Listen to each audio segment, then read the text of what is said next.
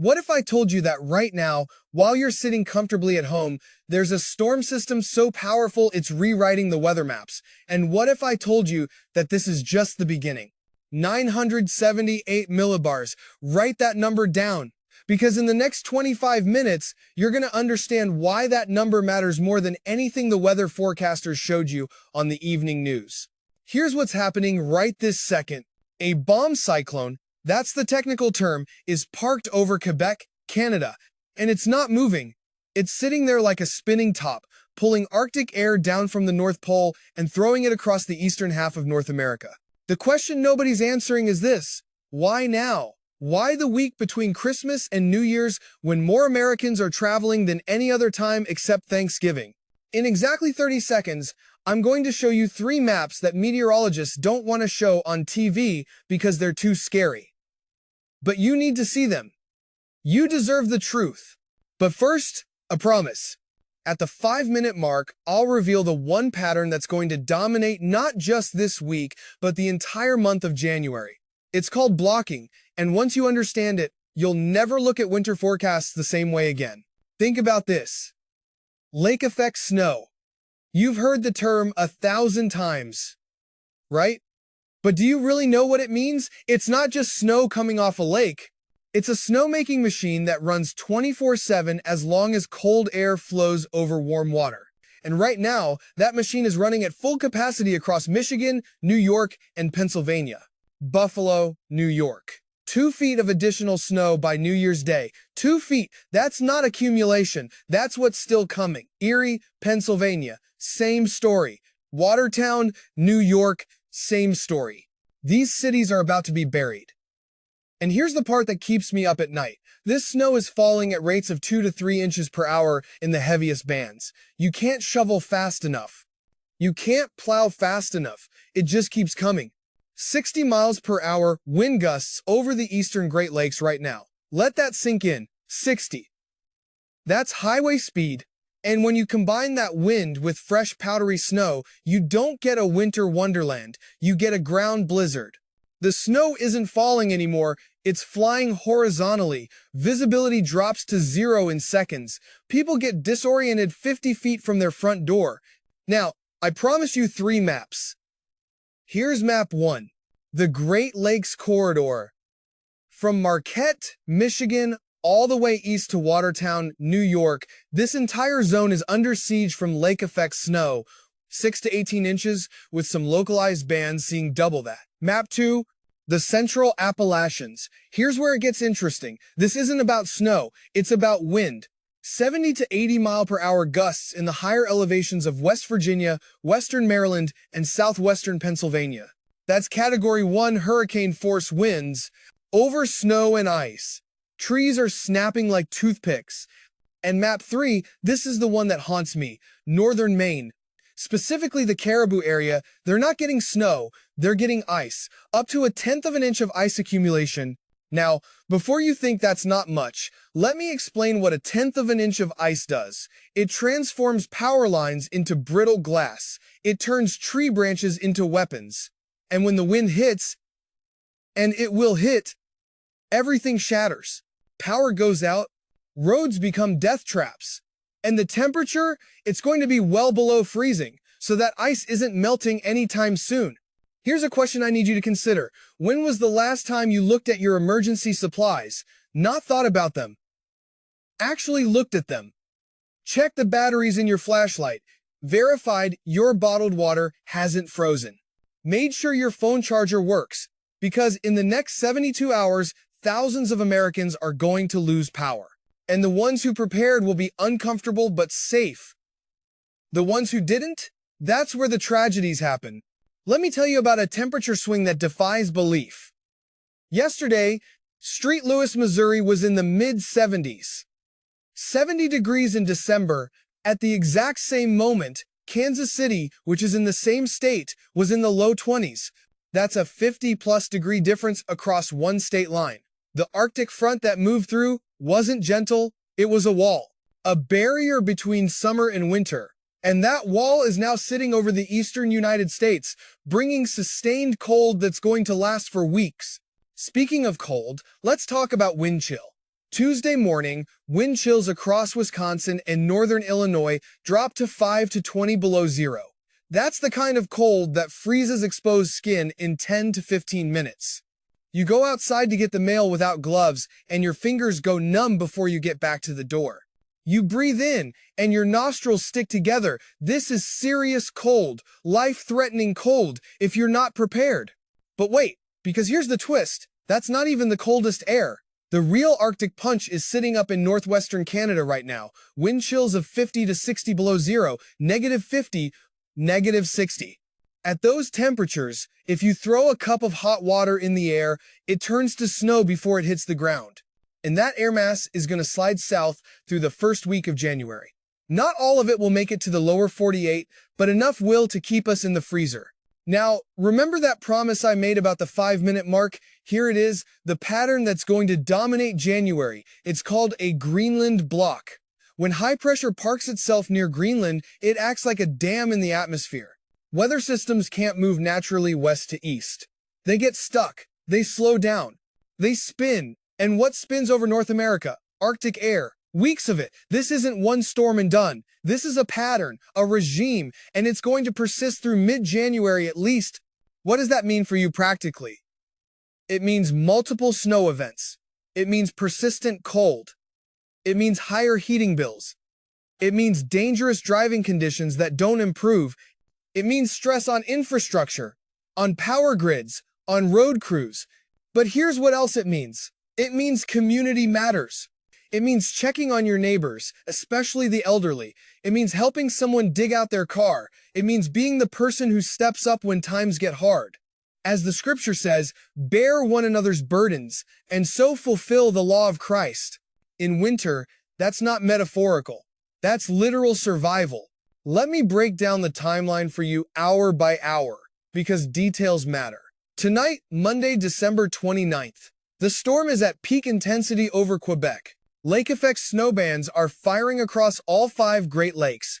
Blizzard conditions in Michigan's Upper Peninsula.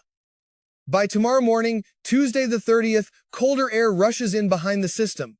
The changeover from any lingering rain to snow happens across Maine. Wind chills plummet. By Tuesday evening going into Wednesday, another reinforcing shot of lake-effect snow takes hold.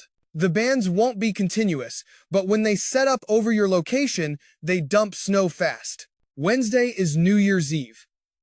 Most people are thinking about parties and celebrations, but in the Great Lakes and Northeast, it's just another day of battling winter. Snow continues, winds continue, cold continues, and then Thursday, New Year's Day, the low-pressure system bottoms out to 950 millibars over Hudson Bay. That counterclockwise flow continues to pull Arctic air south. Lake-effect snow persists. This isn't a 24-hour event. This is a 5-day siege. Now, I want to talk about visibility, because this is where winter storms become deadly. When snow is falling and wind is blowing, visibility drops. We measure it in miles, then fractions of miles. Right now, across the Upper Peninsula of Michigan, northeastern Indiana, and northern Ohio, visibility is below a quarter mile in the heaviest bands. A quarter mile, that's 1 city block. Try driving when you can't see more than 1 block ahead. You can't, and yet people try. And that's how accidents happen. Multi-car pileups on the interstate, vehicles sliding off into ditches, drivers getting disoriented and lost on roads they've driven 1,000 times. Here's a statistic that should shock you. More people die in winter weather than in hurricanes in an average year in America. Let me repeat that. Winter weather kills more Americans than hurricanes. Why don't we treat it with the same respect? Why do people think they can drive through a blizzard but would never drive through a hurricane? Hubris. Familiarity breeds contempt. We've seen snow before, so we think we can handle it. Until we can't. If you're traveling in the next 72 hours across the Great Lakes, the Ohio Valley, or the Northeast, ask yourself if the trip is truly necessary. I know it's the holidays. I know you have plans. I know family is waiting. But is it worth dying for? Is it worth killing someone else in an accident? Because that's the reality. Every winter, people die making unnecessary trips in dangerous conditions. Don't be a statistic. Stay home. Reschedule. Your family would rather see you late than not at all. Let me tell you about the power of lake effect snow because this is fascinating meteorology. The Great Lakes right now are warmer than the air above them. Lake Erie is around 40 degrees. The air flowing over it is around 10 degrees. That 30-degree temperature difference creates instability. The air rapidly warms and rises, picks up moisture, and then dumps it as snow on the downwind shore. The longer the fetch, the distance the air travels over water, the more moisture it picks up. Lake Erie has a shorter fetch than Lake Superior, but it's shallower, which means it's more efficient. That's why Buffalo and Erie get crushed with snow year after year. Traverse City, Michigan. Marquette, Michigan. Cleveland, Ohio. Erie, Pennsylvania. Buffalo, New York. These names are synonymous with snow. They're used to it. They have the plows. They have the salt. They know how to handle it. But even for them, this event is significant. When you're talking about an additional foot to 2 feet of snow over 3 days, that stretches resources. Plows can't keep up. Salt supplies run low. And the residents? They get tired. Shoveling is exhausting work. Doing it every day for a week breaks people down physically and mentally. Now, here's something they're not telling you on the national news. The ice threat in northern Maine is potentially catastrophic. 1/10 of an inch of ice doesn't sound like much, but here's what happens. Every surface gets coated. Roads become skating rinks. Power lines accumulate weight. An ice-coated power line weighs significantly more than a bare one. Add in wind, and those lines start swaying. The insulators can't handle the stress. They snap. Power goes out. And when power goes out in sub-freezing temperatures, homes become dangerous. People try to heat with ovens or bring grills inside. Carbon monoxide builds up. That's how deaths happen. Let me ask you something that might seem strange. Have you ever thought about why God allows storms? From a meteorological standpoint, they're necessary. They redistribute heat. They bring precipitation. They balance the atmosphere. But from a spiritual standpoint, storms test us. They reveal character. When everything is comfortable and easy, anyone can be kind. But when the power goes out and you're cold and hungry, that's when you find out who you really are. Do you hoard or share? Do you help or hide? Do you trust God's provision or give in to fear? The Bible talks about storms a lot. Jesus calmed the storm on the Sea of Galilee. Noah weathered the flood. Paul survived a shipwreck. These weren't just historical events. They're metaphors for life. We all face storms. Some are weather, some are health, some are financial or relational. But the principle is the same. You either prepare and endure, or you get swept away. Which will you be? Let's talk about what happens after this immediate storm passes. Early January sees a brief moderating trend. Temperatures climb slightly. Some snow melts. People relax. They think winter is over. Big mistake. Because mid-January, around the 15th to the 22nd, the pattern amplifies again. The models are showing a significant storm system developing. The track isn't certain yet, but the ingredients are there. Cold air in Canada. Moisture from the Gulf.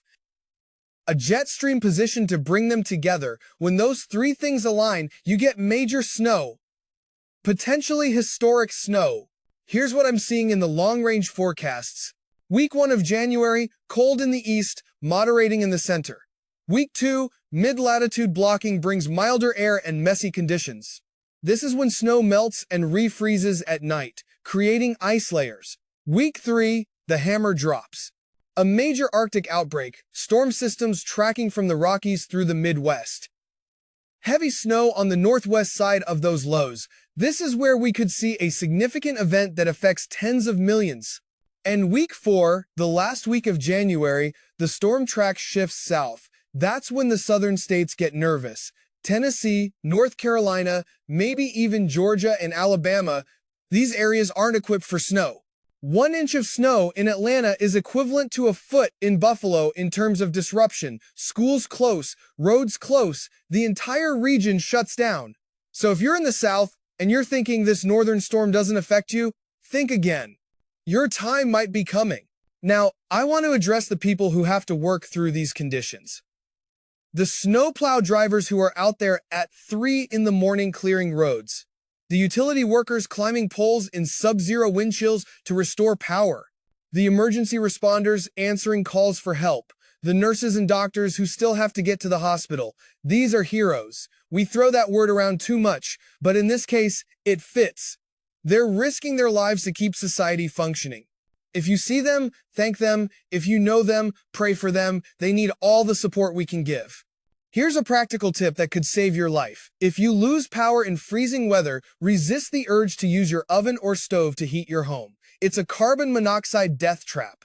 Gas appliances produce carbon monoxide, and in an enclosed space without proper ventilation, it builds up silently. You don't smell it, you don't see it, you just get sleepy, and then you don't wake up. Every winter, dozens of Americans die this way. Don't be one of them. If you lose power, layer up with clothing and blankets. Use a fireplace if you have one. Go to a warming center if you need to. But don't try to heat with appliances not designed for it. Let me paint a picture of New Year's Eve across America. In New York City, if you're planning to watch the ball drop in Times Square, you're braving wind chills in the teens. Bundle up in layers. Thermal underwear, insulating layer, waterproof outer shell. Cover your head because you lose most of your body heat through your head. Wear gloves, not mittens. Mittens are warmer, but you need dexterity. Bring hand warmers, bring foot warmers, and most importantly, know the signs of frostbite and hypothermia.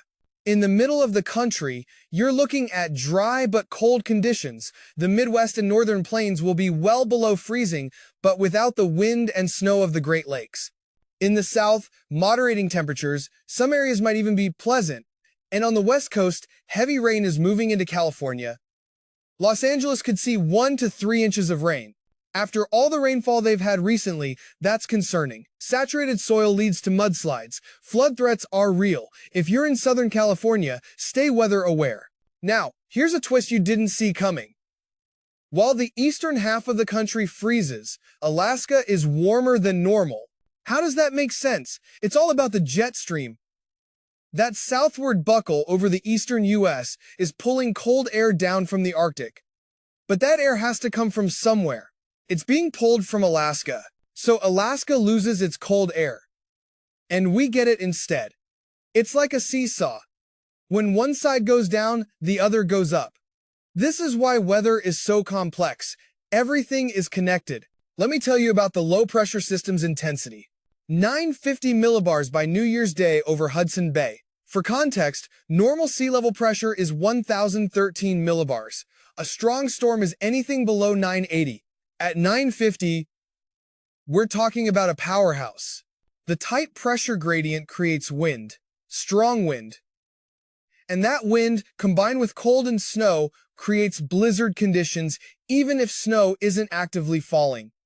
That's a ground blizzard. Existing snow being blown around by high winds. The counterclockwise flow around this low is like a giant pinwheel in the sky. Air spirals inward and upward. And as it does, it pulls Arctic air from northern Canada straight down into the Great Lakes and Northeast. It's a direct pipeline. No moderating. No warming. Just pure Arctic air funneling south. And that flow continues for days. That's why this cold is so persistent. It's not a brief shot of cold air. It's a sustained flow. Here's something meteorologists debate but the public doesn't hear about. Is climate change making these winter storms worse? The answer is complicated. The atmosphere holds more moisture in a warmer world, which can lead to heavier precipitation, including snow when it's cold enough. But winter storms need cold air, and there's debate about whether cold air outbreaks are becoming more or less frequent. What we can say is that the jet stream has been wavier in recent years, more troughs and ridges, more extremes. That's leading to bigger temperature contrasts, which can fuel stronger storms. But each storm is unique, and attributing any single event to long-term trends is scientifically tricky. What I can tell you for certain is that this storm is driven by a specific atmospheric pattern that would happen regardless of any long-term climate trends. The Greenland block, the cross-polar flow, the lake effect mechanics. These are all well-understood phenomena that have been happening for as long as we've had winters. Let's talk about the psychological side of winter storms. Cabin fever is real. When you're stuck inside for days, when it's too cold or dangerous to go out, it affects your mental health. Humans aren't meant to be isolated. We're social creatures. We need sunlight, fresh air, movement, interaction. Winter storms take all of that away. If you're feeling depressed or anxious during this stretch, that's normal. Reach out, call a friend, video chat with family. Don't suffer alone. And if you know someone who lives by themselves, especially elderly folks, check in on them daily. A simple phone call can be a lifeline. Now, I want to talk about pets and livestock. If you have animals, they're counting on you to keep them safe. Dogs and cats can get frostbite and hypothermia just like humans. Don't leave them outside in this cold. If you have livestock, make sure they have shelter from the wind. Make sure their water isn't frozen. Heated water buckets are worth every penny. And if you have chickens, they need extra calories to maintain body heat. Corn and scratch grains are good high-energy foods for cold weather. Here's a prediction I'm confident in. By mid-January, we'll be talking about another major storm. I can't tell you exactly where it'll hit. 3-week forecasts are probabilistic, not deterministic. But the pattern is there. The setup is there. Cold air to the north, moisture to the south, a jet stream configured to bring them together. This is the classic setup for a major winter storm somewhere in the Midwest, Great Lakes, or Ohio Valley. The snowfall forecast for the entirety of January is impressive. Multiple events stacking on top of each other over a cold pattern. That's how you build significant snowpack. Not from one big storm, though those can happen, but from several medium storms with no melting in between. The first couple weeks of January might see some rain mixed in across the mid-latitudes, but as we get into the second half of the month, that snow line shifts south. Areas that don't normally see much snow might get significant accumulations. Let me ask you a personal question. What are you most afraid of when it comes to winter weather? Is it losing power? Being stuck at home? Driving in it? Having to shovel? Whatever your fear is, name it. Because unnamed fears have power over us. But once you name them, you can address them. If you're afraid of losing power, get a generator or make a plan to go somewhere with power. If you're afraid of driving, don't drive. If you're afraid of being stuck, stock up on supplies. Fear is useful when it motivates preparation. It's only destructive when it leads to paralysis. Here's the reality. We live in a world with weather. Sometimes that weather is pleasant. Sometimes it's challenging. Sometimes it's dangerous. We don't get to choose which kind shows up at our door. But we do get to choose how we respond. We can respond with fear, anger, and helplessness, or we can respond with preparation, community, and resilience. I know which kind of person I want to be. Which kind are you? The storm we're in right now is powerful, but it's predictable. We know what it's doing. We know where it's going. The information is out there. The warnings are out there. There's no excuse for being caught off guard. The only question is whether people will take the warnings seriously. Will you? Here's what I want you to do after this video ends. First, check your emergency supplies. Water, food, batteries, medications, first aid kit. Second, make a plan with your family. Where will you go if you lose power? Who will you contact? Third, check on your neighbors, especially elderly or disabled folks who might need help. Fourth, stay informed. Check the forecast multiple times a day. Conditions can change quickly. And fifth, be the person your community needs. In a crisis, character is revealed. Be someone worth revealing. As we approach the new year, I want to leave you with this thought. Every year brings challenges. 2026 is starting with a weather challenge. But challenges make us stronger. They bring out the best in us when we let them. They remind us that we're not self-sufficient, that we need each other, that we need God. So face this storm with courage, help your neighbor, trust in providence, and know that spring will come. It always does. The cold and snow are temporary, but the character we build enduring them lasts forever. Stay safe, stay warm, stay connected, and I'll see you in the next update. Because this story is far from over.